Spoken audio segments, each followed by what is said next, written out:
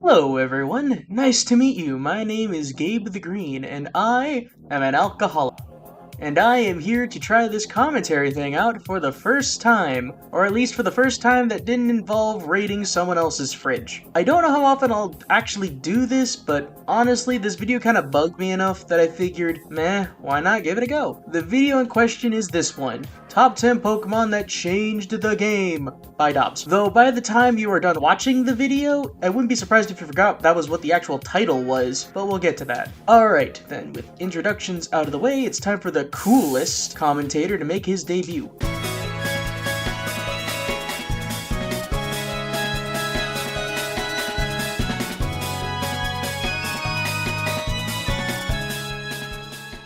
Alright, Farsticks Jr., use Protect! Protect again! Protect! Protect! Protect! Enough! I'm gonna change the game to where Protect becomes less likely to land every time you use it. Now let's see you try. Okay, Farsticks Jr., try really hard this time. Protect! Protect again! Protect for a third time! Protect! Protect! Are you kidding me? Protect! Hit that 1 out of 500,000! Protect! Okay, so this intro skit is confusing me. It's focused on a move being changed by the will of God because it's annoying, which, given how little the rules are defined here, makes me confused as to what Pokemon is actually changing the game here. Latios? Arceus? We gotta say fuck the Pokemon part and just say Protect? The editor forgot to put my stupid line in, so here's a fucking band-aid or something. I like myself a good shadow after 3 as much as the next guy, but this is mainly just a skit to entertain people before getting into the main meat of the video. Does it at least do its job on that front? Well, personally, I don't think so, and regardless of that, it just kind of becomes a microcosm of the video's problems as a whole, that we will get to, but I suppose I need to play the next part of the video to elaborate a bit more. What is going on, guys? This is Dobbs here, bringing you another Pokemon video. And in this video, I'm gonna go over 10 Pokemon that changed everything in Pokemon. So yeah, let's do this. Okay, his intro to the topic itself is super short and explains absolutely nothing. Well, sometimes the title should be all the explanation needed, right? Okay, I see what you're saying. 10 Pokemon that changed the game. On paper, I kinda get it. But when you think about it, for any stretch of time, you start to wonder what that actually fucking means. Do they change how one would go through the normal adventure? Do they change how we view the lore? Did they change the competitive meta in some way? Do they re-establish what it means to be a Pokemon? Changing the game can mean multiple different things, and as we're about to see, I don't know if this video knows which one it wants to stick to. Maybe the first entry will clear things up. Alright, let's start with the Pokemon that inspired this entire video, and that is Aaron Zhang's Rotom Wash. Okay, so perhaps all those guesses were wrong, and we are talking about specific Pokemon used by specific competitive players that did something notable? Okay, I guess that is a direction we can go. I guess. If you don't know who Aaron Zhang is, he's a competitive Pokemon player that goes by the name Cybertron, and has qualified for Worlds 6 different times, so he's a pretty good player. And during his 4th appearance at Pokemon Worlds 2013, Aaron Zhang made it to top 4 and needed one more win to make it to the finals. But unbeknownst to him, RNG was about to kick his butt and chase Pokemon forever. And this is how it played out. During Game 1, Aaron started the match with a Will-O-Wisp, but unfortunately it missed, which wasn't a big deal because Will-O-Wisp did have 75% accuracy, so it did miss 25% of the time. So on turn 2, he tried again, and then he misses again. Unlucky. And then after that, he wins the match and starts Game 2 and tries to stride again. So again, he goes for Will-O-Wisp on turn 1, but then he gets paralyzed. So on turn 2, he goes for it again, but then he misses it again, and then again, and then again. Yes, this Rotom Wash misses Will-O-Wisp 5 times in a row between the 2 games, which has less than a 0.001% chance of happening, 1 in 1,000. And finally, when he hits the move in Game 3, everyone goes wild. Just watch. The confusion. Rotom gets the Will-O-Wisp, and it hits! Rotom finally gets the Will-O-Wisp to connect! And from this wild streak of misses 5 times in a row, it is thought that this made Game Freak change the accuracy for Will-O-Wisp from 75% to 85%, and changing Prankster where it doesn't affect Dark-type Pokemon, all because Aaron Zhang's Rotom Wash couldn't hit a move. Okay. So because RNG hated this man, Game Freak might have changed Will-O-Wisp to be a staggering 10% more accurate, and Pokemon was never the same again. Also, where did Prankster come up in any of this as far as affecting dark types? That blink and you'll miss it Thundurus clip going against a psychic and a water electric type? Come to think of it, no one you showed is dark type at all. And along with this Rotom Wash, I have to get a shout out to Aaron's Cresselia, who got paralyzed not once, twice, thrice, but 6 times during the spread of all 3 matches. And because of this crazy streak, it is something that Game Freak nerfed Paralysis to where it doesn't affect electric-type Pokemon. All because Aaron's Cresselia couldn't stop being paralyzed. Huh? But Rotom Wash was the electric type here. That nerf would only have affected it, not the Cresselia. What does it have to do with anything when it comes to the nerf? Okay, all confusion aside, at least now we understand what this video is trying to be about now. Right? Please?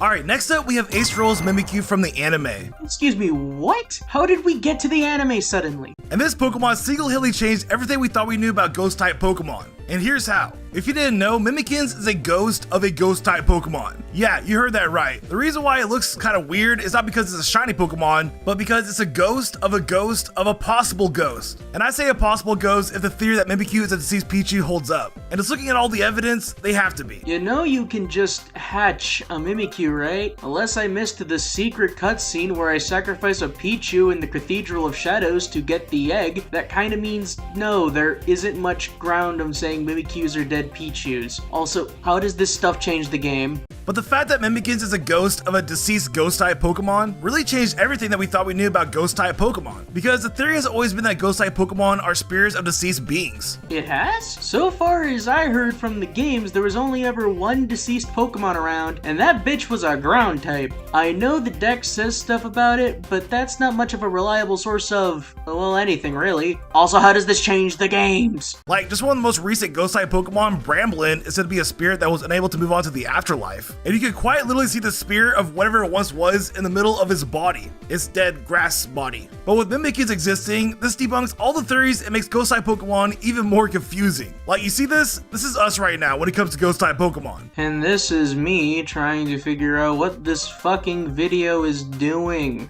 So I guess now there are different types of Ghost-type Pokemon. There are Pokemon that are literally deceased and came back to life as a ghost, and then there are ghosts of ghosts of ghosts. I don't know, I guess we should have stopped trying to make sense of Ghost-type Pokemon once they started hatching from eggs and eating Pokepuffs. But I'm not gonna lie, this Phantom right here eating this little muffin looks pretty cute, so they don't have to make sense to me. But yeah, Acerole's Mimikyu changed everything when it comes to Ghost-type Pokemon, and that is why it's on this list. Oh, okay. So you do understand that breeding does kind of just make this whole mess pointless, and none of this makes sense. Cool. Great. Why did you have to spend a whole segment on it? And how does fucking with fan theories change the goddamn game? Seriously, we are 2 spots in, and the entries couldn't be any further apart in subject matter. It's staggering, and somehow it just makes less sense the further in we go. Next up, we have Diglett. Yes, a Diglett. Because, you know, as of right now, we have several Pokemon who could claim themselves as the first Pokemon to ever exist. We have Bulbasaur. Yes, the who came first shit. I don't care enough to sit through this roll call, skip it. Because for those of you who don't know, I am a lot like grass. I do best in direct sunlight, and I am in your front yard right now. Well, what if I told you all those Pokemon are in fact not the first Pokemon, and the first Pokemon is really a Diglett? Yes, a Diglett. Because this NPC right here at the Game Freak headquarters in the Alola region mentions that he used to draw Diglett as a kid, meaning that this Pokemon predates everything by at least 20 years, if not more, which changed everything when it comes to who is truly the first Pokemon in Pokemon. Mind blown. Okay, so back to the games again, but not really, since everything here has nothing to do with the game. Alright, so Diglett changed everything because a random NPC says he made it up as a kid and is therefore the first Pokemon before any other contenders for the first Pokemon, and Pokemon was never the same again. Okay, so this is wrong for a few reasons. Firstly, that's not how being first works. If I gathered a group of 4 people on a team for something and then added a 5th older person, that doesn't make him the first member of the team, no matter how much he has been doing said thing before joining. He would still be the newest person on the team, no matter how old he happened to be doing it. Secondly, he mentions how it's a character he made up, which is noteworthy to him, but that doesn't mean no one else doodled things that later became Pokemon. What if someone doodled a snake and made Ekans, a Pokemon out of their love for snakes? Would that make Ekans the first? Thirdly, why does who came first matter to most people enough to make it onto a list of Pokemon that changed the games? The games were the same after this footnote. The only thing blown here is your opportunity to make this list make any sense.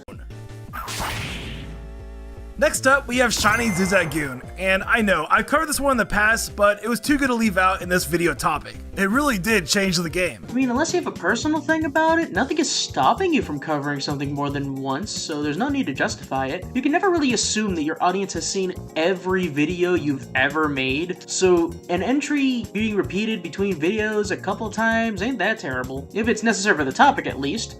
Which this most certainly isn't, but details. It really did change the game. Now, if you didn't know, Pokemon Ruby and Sapphire had a glitch known as the Berry Glitch, which caused all calendar-based events in the game to essentially stop 1 year after the game initially started. So, let's say you planted a berry on day 365 at starting your game and you woke up the next morning. The berry would remain ungrown and frozen in time for another year before turning into a sapling, hence why it's called the Berry Glitch. It would just freeze your game in time. And it didn't just affect berries, it affected friendship evolutions, daytime evolutions, the lottery, random TV shows, secret base battles, and even the tile that Feebas spawns on. That Feebas will be stuck on that one tile for an entire year and then move on to another tile in a year's time, which I guess would be an upside to this game-breaking glitch, so if you wanted that, then go for it, bro. But anyways, in order to fix this glitch without internet access, Game Freak created a program called the Berry Program Update, which consisted of patches from later games, bonus discs from GameCube games, and even e-reader cards that you would find in magazines. But out of all these options, the most rewarding patch out of the bunch was a GameCube Interactive Demo patch and the GBA Cartridge patch, because both these patches came with a Shiny Zigzagoon holding a Rare Mirage Island Lychee Berry. So technically, the Shiny Zigzagoon changed your game by updating it so that calendar-based events will start to continue again, making this Pokemon very unique and very game-changing, which is also why I covered it in my 10 unique Pokemon video that y'all should check out here. But yeah, this Shiny Zigzagoon literally changed the game. Okay, so, no? Like, no, that's not how that works. I'm lost. Are you implying that the Zigzagoon was the fix? Cause, no, it just came with the fix. You even rattled off for an unnecessarily long time about how many other ways the patch was sent without it. So it wasn't needed for the fix, and therefore didn't change jack shit. Granted, I do get it feeling unique as a cool bonus that came with the patch, so I imagine it did fit right at home in your other video, but it doesn't really fit in here. Alright, let's shift gears to another Pokemon in the anime, and that Pokemon is Duplica's Ditto. Now, this Pokemon didn't quote-unquote change the game.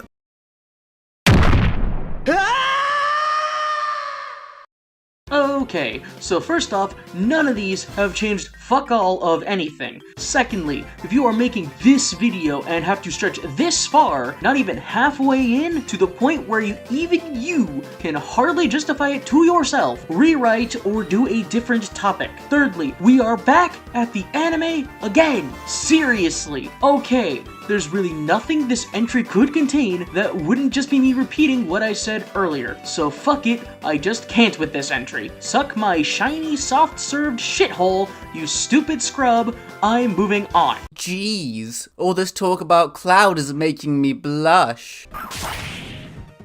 Next up, we have a move that changed everything in Pokemon, and that move is Body Slam. Now, it's always been common knowledge that Pokemon of a certain typing are immune to certain status effects, like Fire-type Pokemon being immune to getting burned, or Poison-type Pokemon being immune to getting poisoned. But what if I told you this wasn't the case in the early Pokemon games? Well, enter Body Slam, the move that changed everything in Generation 1 nearly 20 years later. Oh, okay. Okay, alright, okay. Okay. Sorry. Hold on. It just took me a good bit there. I had to process, had to really get through what exactly I just heard. Cause you would think, halfway into this absolutely unfocused train wreck of a video, that I couldn't possibly be blindsided anymore by how stupid the choices are. But no, just this. I can't. Hold on, just give me a sec. Okay, everybody, let me introduce you to Body Slam the Eevee, who will grow up to be a lovely Sylveon. This Eevee here may not look like much different than any other Eevee, but trust me, folks, it has the Dobbs seal of approval that it will change the fabric of Pokemon as we know it. Bow before its tremendous power. Okay, this bit's over. Because on a random forum post on Smogon in 2014, a well-renowned Generation 1 researcher known as Crystal figured out that normal-type Pokemon were immune to getting paralyzed by the move Body Slam. And after further research, they concluded that Pokemon of the same typing were actually immune to the move's secondary effects, not the status condition itself. Okay, I know this sounds really confusing, so I'm gonna put it very simply. In the early games, Fire-type Pokemon are not immune to getting burned, but they are actually immune to the secondary effects by Fire-type moves. And since the only way to get burned in Generation 1 is by a Fire-type move, Fire-type Pokemon are indirectly immune to getting burned, which is why in Generation 2, the move Tri-Attack can burn a Fire-type Pokemon. It's because it's a normal-type move, not not a fire type. You see where I'm going now? And this changed everything when it came to Generation 1 competitive battling, because it meant that every battle simulator out there was playing Pokemon wrong. Which leads me to Exhibit A, Golem. Golem was destroyed by this discovery, because after all the battle simulators were updated, Golem went from being on every competitive team to virtually none of them overnight. All because high-tier normal-type Pokemon like Chansey and Snorlax started running the move Reflect, which became a lot more safe to use given that they couldn't get paralyzed by the move Body Slam anymore, which meant that Golem couldn't one-shot them anymore with its explosion, causing it to fall from grace and becoming a useless Pokemon. So yeah, nearly 2 decades after the release of Pokemon Red and Green, Body Slam changed everything in Generation 1 competitive battling, which makes it worthy of this list. And also shout out to Frieze for making a really informative video about this whole topic. It's definitely worth a watch. Okay, alright, let's set aside, for the moment, the whole fact that this is not a fucking Pokemon. Doesn't the fact that this was a sim mistake and not a game mistake mean that nothing about the games themselves were changed? Like it always was like this in the Gen 1 games, it's just now being discovered. So it just warrants the sims being patched and the games themselves are the same. This is a cool story and a fun fact, mind you. It's just absolutely not related to the title of the video. Again, Christ, this all really is just a mangled mess of scrapped video ideas, just kinda stitched together. Alright, this next one is going to change the way you look at Gimmiggle. It is going to blow your mind. Because what if I told you this Pokemon has been around since the very beginning? I'm talking about over 20 years ago back in Generation 2. Then I'd say you're full of shit. Also says very beginning, but then says Gen 2. Well, it's possible, and I know, this is a very far-fetched theory, but check this out. You see, in Pokemon Gold and Silver, there's a character known as Mr. Pokemon who has a hobby of researching Pokemon discoveries. And these discoveries can range from new Pokemon eggs to the red skill that the Shining Gyarados drops, the red and blue orbs that control Groudon and Kyogre, to even strange coins and magazines that he collects in his house. Yes, you heard that right. In the original games, if you interact with Mr. Pokemon's desk, it will say that it's a whole pile of strange coins and that maybe they're from a different country. And do you know which region has strange coins? Paldea. Okay, a couple things. One, when the main currency a child would know is Pokédollars, it's easy for any coin to look weird. For all we know, they are coins for the game corner, which the player had not seen yet. And two, Mr. Pokemon travels a lot, so perhaps the idea was that he had currency for another country. Sure, every game uses Pokédollars as currency, but also Gen 2 was originally supposed to be the last game, so they might not have thought about every place using Pokédollars at the time. But it doesn't stop there, because if you interact with this bookshelf, it will say that it's packed with foreign magazines. And do you know which region associates Paradox Pokemon with magazines? Paldea. Okay, no. You can't just insert a bunch of words into the latter half of a claim and pretend that makes it look better. It's the Pokemon world. They could simply have news magazines about normal Pokemon, but hell, the game doesn't even mention that the magazines in his house were Pokemon magazines. Maybe he just reads them for the articles, if you know what I'm saying. Even in the remakes, if you interact with the bookshelf again, this time it'll say that it's chock full of Pokemon books. And do you know which region has Pokemon books for their Pokedex entries? Pal-freaking-Dea. It doesn't say that they were Pokedex entries. They're just books. Just regular books. By this logic, it could be foreshadowing Unova's second gym for all we know. But it's even worse than that. The games have had a couple times where you get a picture of a Pokemon from an NPC and the visuals added to the Pokedex. Some examples are Snorlax in Gen 1 and both Togepi and Manaphy in Gen 4. Then there is also the possibility that Professor Oak, who we know is friends with Mr. Pokemon, might have given him copies of pictures taken in Pokemon Snap. I don't know about you, but I'm more willing to believe things in a game being a nod to older material rather than a glimpse into stuff decades later. Oh, and not to mention that he's a giant computer in the middle of his house. And do you know which region has a giant computer in a location called Area Zero? I'm gonna go with it's Paldea. I don't even know where to start with this one. Like, seriously, are you shitting me? Does this mean every room with a computer is a reference to this? How does a broken rectangle box equate to a time machine? Touche.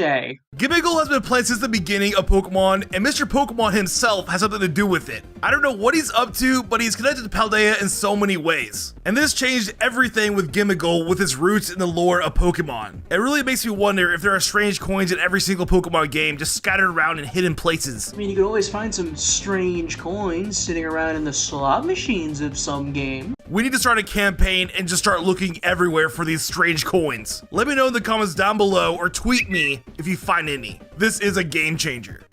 Get ready for a game changer. Oh, sadly, not that kind of game changer. Or really any kind, for that matter. Next up, we have Clefable and Tauros. Okay, so now we have a tie. This brings the number of Pokemon on this list to 10?